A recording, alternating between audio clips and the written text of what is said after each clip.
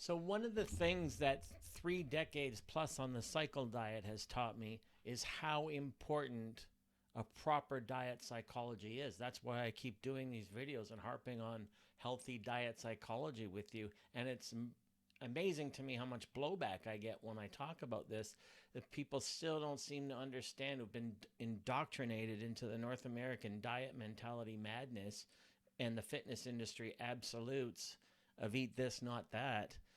Let's talk healthy diet psychology. It's not about being some absolute devotee to diet perfection, some kind of healthy eating saint. Well, if you're some kind of healthy eating saint, then good for you. But that's not very realistic in the world of food abundance that we live in. And it's going to isolate you from a lot of scenarios and social situations. And if you want to live that way, go ahead. But to quote a Billy Joel lyric, I'd rather laugh with the sinners than cry with the saints, because the sinners are much more fun. And when it comes to proper healthy diet psychology, that quote holds a lot of relevance, holds a lot of water. Those of you who are trying to be diet saints uh, because of your physique goals or whatever, you end up crying from the trying, crying from all the trying when you can't make room for food indulgence with pure emotional enjoyment attached to it.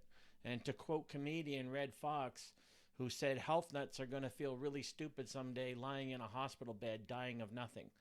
So if you're all into orthorexia and you think that you need to be some kind of diet saint in order to live a healthy lifestyle, free of illness and free of worry, then you're barking up the wrong tree in terms of a healthy diet psychology.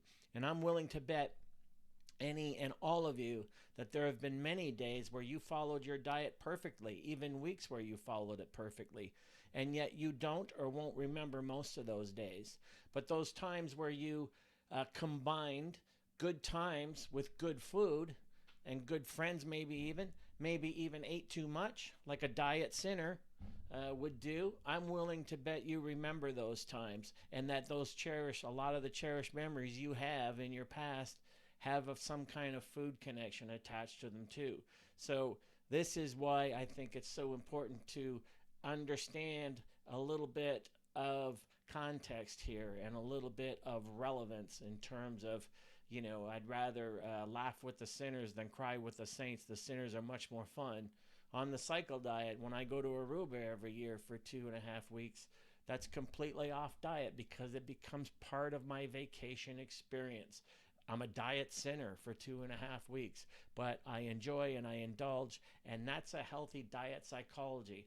One thing that 3 decades of being on the cycle diet has taught me in terms of a diet lifestyle is that trying to be some kind of health eating saint is never going to work for real people who live in the real world. So thanks to Billy Joel, I keep that in mind on the cycle diet. I'd rather laugh with the sinners than cry with the saints, because the sinners are much more fun. And if you're some kind of diet martyr who wants to put everyone around you on notice because you're on a diet and you only eat this food, well, good luck with that. But, healthy diet psychology, I've learned by doing, and you only learn by doing. And there's no such thing as a healthy eating saint. And if there is, I'm sure they're pretty lonely when it comes to the real world. So that's just a little opinion on things that have been coming across my desk lately. Hope some of you benefit. Some of you will get it. Some of you will not.